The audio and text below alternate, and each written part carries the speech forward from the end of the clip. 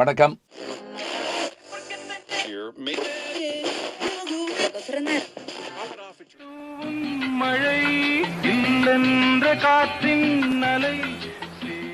இன்று உலக வானொலி தினம்.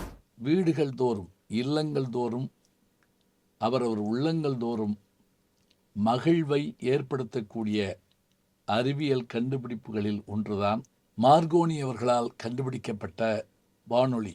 லண்டனை சார்ந்தவர் இவர்.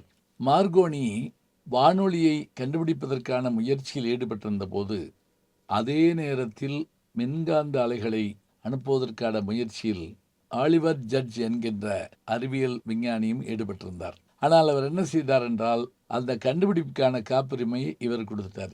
இன்னொரு ஆச்சரியமான செய்தி, பயிருக்கும் உயிருண்டு என்று கண்டுபிடித்த இந்தியாவை சேர்ந்த ஜெகதீஷ் சந்திர போஸ் அவர்கள் இதே ஆராய்ச்சியை செய்து காப்புரிமையை பெற அவர் முயற்சிக்கவில்லை. ஆனால் மார்கோனி இவருக்கு கடிதம் எழுதி, நான் இந்த முயற்சியில் இருக்கிறேன் என்று சொன்னவுடன், நீங்கள் தாராளமாக அதனை தொடரலாம் என்று ஜெகதீஷ் சந்திர போஸ் அவர்கள் ஒரு அனுமதி தந்ததாக 1896 லண்டனில் இருந்து வெளிவந்த ஒரு செய்தி பத்திரிகை இதனை வெளியிட்டிருக்கிறது. வானொலியை கண்டுபிடிக்கின்ற முயற்சியில் இந்தியர்களும் பங்கு பெற்றிருந்தார்கள் என்பது குறிப்பிடத்தக்க செய்தி.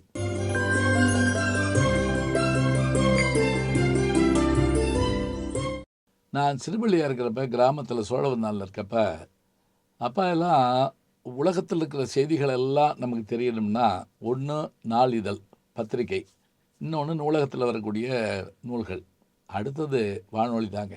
சில வீடுகளில் டிரான்சிஸ்டர் இருக்கும். ஒரு சிங்கப்பூர்காரர் அப்போ எங்கள் ஊரில் இருந்தார். அவர் அப்படி காலையில் கிளம்பினார்னா நாங்கள் பின்னாடியே போவோம். அதை மணல் குமிச்சு வச்சு அது மேலே வச்சுட்டு அவர் குளிச்சுக்கிட்டு இருப்பார், நாங்கள் வானொலி கேட்டுக்கிட்டு இருப்போம். வானொலியை கண்டுபிடித்த மார்கோனி அவர்களுக்கு 1909 நோபல் பரிசு கிடைத்தது. இதை இவர் எப்படி பயன்படுத்தினார் என்றால், பொழுதுபோக்கிற்காக, மற்றவற்றுக்காக என்று இன்றைக்கு நாம் நினைக்கிறோம். ஆனால் மூழ்கி கொண்டிருந்த ஒரு கப்பலிலிருந்து வானொலி அலைகள் மூலமாக உதவி படகுகளை வரவைத்த ஒரு பெருமை மார்கோனிக்கு உண்டு. அதனால் உயிர்காக்க வானொலி முதலில் பயன்பட்டிருக்கிறது என்பதையும் நாம் பார்க்கிறோம். ஒலிச்சித்திரங்கிற பேரில் திரைப்படங்களுடைய அந்த 3 மணி நேர திரைப்படத்தை, 2 மணி நேர திரைப்படத்தை 1 மணி நேரத்தில் சுருக்கி கொடுப்பாங்க. அவ்வளோ அருமையாக இருக்குங்க. அந்த பாட்டில் கொஞ்சம் போடுவாங்க, நகைச்சுவையிலெல்லாம் போட்டு அருமையாக கொடுப்பாங்க. சரி, ஒரு கண்டுபிடிப்பு என்ன செய்ய வேண்டும்? அறிவிக்க வேண்டும், அதை வானொலி செய்கிறது. அறிவுறுத்த வேண்டும், அதனையும் வானொலி செய்கிறது. நமக்கு தேவையான அறிவு செய்திகளை தருகின்றது. மகிழ்விக்க வேண்டும், அதனையும் வானொலி முழு நேரமாக செய்து வருகிறது.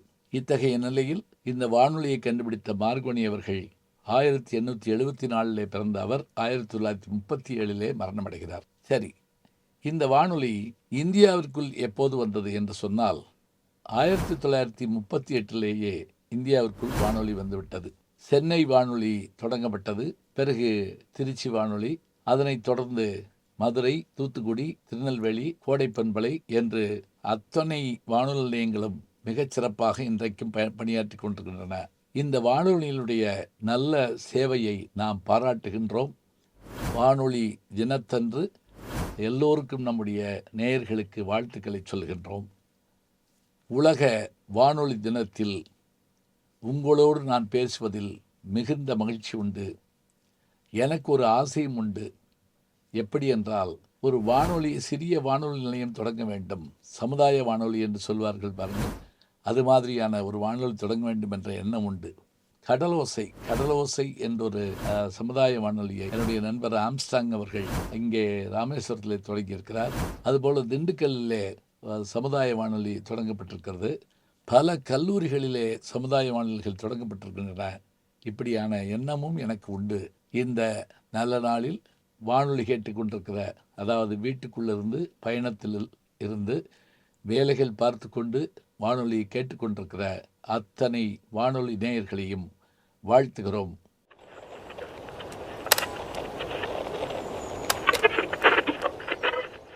ஒரு காதல் கடிதம் விழி போடும் உன்னை காணும் சபலம். வானொலி ஆகாயத்திலிருந்து கிடைக்கின்ற அபூர்வமான ஒரு ஆற்றல். இதனை நாம் பயன்படுத்தி பெருமைகளை அடைய வேண்டும், வெற்றிகளை பெற வேண்டும். அனைத்து நேயர்களுக்கும் இனிமையான வானொலி தின நல்வாழ்த்துக்கள். நல்ல செய்திகளை நாளும் சிந்திப்போம், நாளை சந்திப்போம். நாளும் நல்ல தமிழ் கேட்க முனைவர் ஞானசம்பந்தம் அவர்களின் கேளுங்கள், கண்டிப்பாக கேளுங்க. நான் கேட்டுட்டு இருக்கேன்.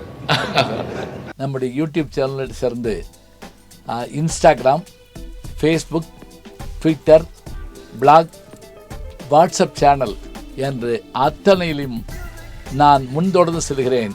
நீங்கள் பின்தொடர்ந்து வாருங்கள்.